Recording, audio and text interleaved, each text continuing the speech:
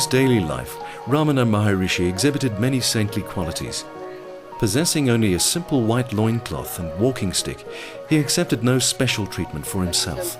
One very noticeable and very distinctive aspect of his lifestyle was the utter, uncompromising egalitarianism he displayed to not only the people who came, but also the animals in his presence.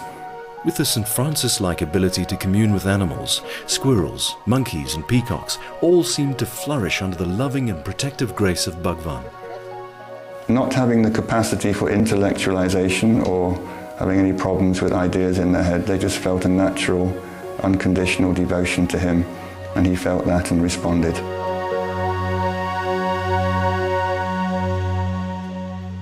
Intuitively drawn to Arunachala at a young age, Bhagwan's love for the physical form of the mountain only deepened with time.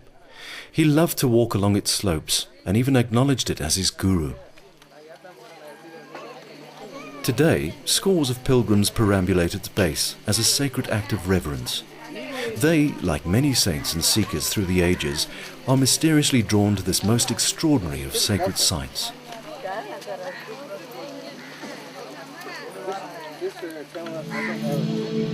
In the late 1940s, Maharishi's health began to fail due to the appearance of a malignant sarcoma on his arm. Despite the debilitating condition, he insisted that all who came be given full access to him. While his physical body became increasingly frail, his towering spiritual presence remained intact.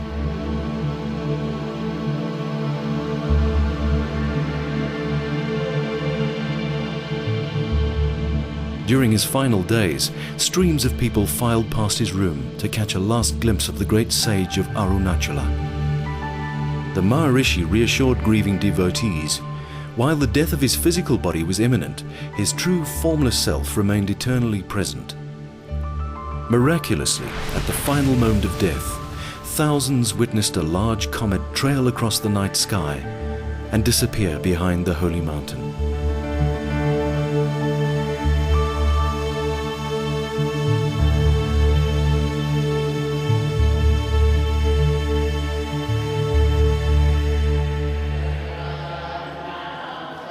Ramana Ashram continues to flourish today, with seekers from all corners of the globe coming to soak in the sanctified surrounds and to connect more deeply to Bhagwan and his teachings.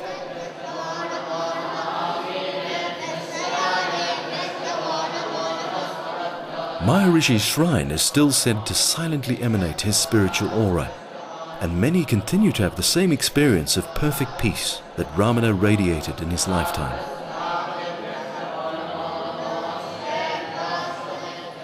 Amongst the many visitors here is Dr. Nicholas Sutton from the Oxford Centre for Hindu Studies. Advaita isn't just a philosophy, it's also based on mystical experience.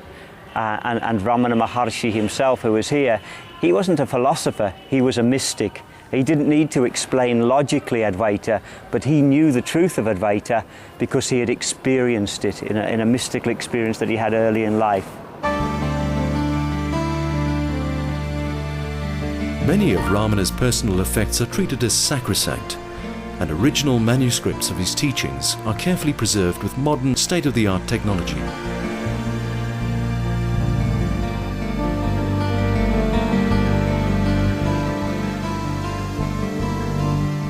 No effort has been spared in restoring the precious photo and film archive.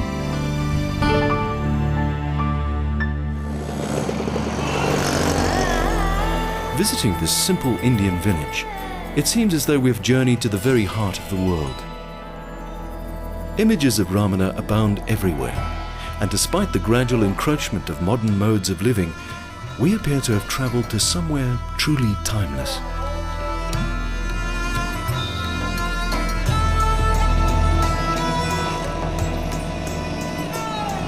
Reluctant to take our leave from this most hallowed of places, we made our way back to David's home on the outskirts of the city.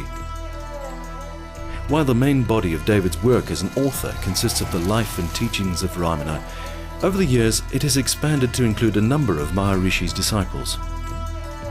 His 3-volume anthology, Nothing Ever Happened, documents the extraordinary life of one such devotee, Sri Punjaji, or Papaji as he was fondly known. I first went to Papaji to ask him questions about a book I was compiling of experiences of Ramana devotees. I found his story so amazing, so full of incidents, I decided to turn that chapter into a full-length book, and then as the material continuously expanded, it was 2 books, it was 3 books, and by the time I'd finished it was a 3-volume, 1,200-page biography. He has, I would say, the most extraordinary life of anybody I've ever come across. Miracles, visions, dramatic experiences. For his entire life, he's been meeting complete strangers, having brief and absolutely phenomenal exchanges with them, leaving those people with a direct experience of the self. Fired up with an all-consuming love for Lord Krishna, he traversed the length and breadth of India in search of a master who could help him see God. In 1944, he met Ramana Maharishi, who told him, "God is within you. He is not apart from you. If you find the source of the mind by asking yourself, 'Who am I?' you will experience God in your heart as the Self." Papaji's life and spiritual understanding were profoundly transformed. He later recalled, "The silent gaze of Maharishi re-established me in the primal state. The desire to search for an external God perished in the direct experience of the Self, and I knew that my spiritual quest had ended." Papaji continued to work and support a large extended family after his awakening. While he never considered himself to be a teacher, many came to regard him as their guru.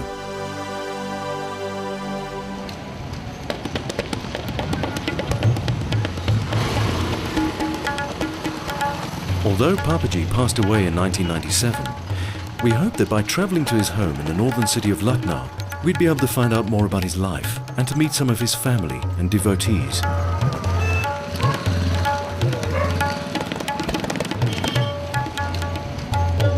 In a modest and simple home, his room and effects have been carefully preserved by his family, for whom Papaji's loving presence played a dual role of father and teacher. Really, he is very affectionate and loving father and grandfather. And he is so minutely observe everybody's action, what they are doing, my children, I and my mother-in-law. He just observed and just to teach my son and daughter, and he very much curious about the daily routine, what we are doing. He changed my way of looking at the world, so that, I used to think that God was outside of myself, God was something to pray to, and now I realize that God is within me.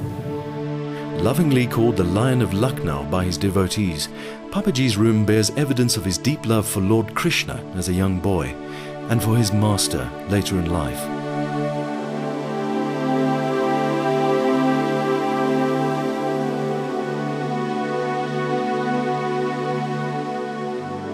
Paging through some of his diaries, we found some remarkable spiritual wisdom.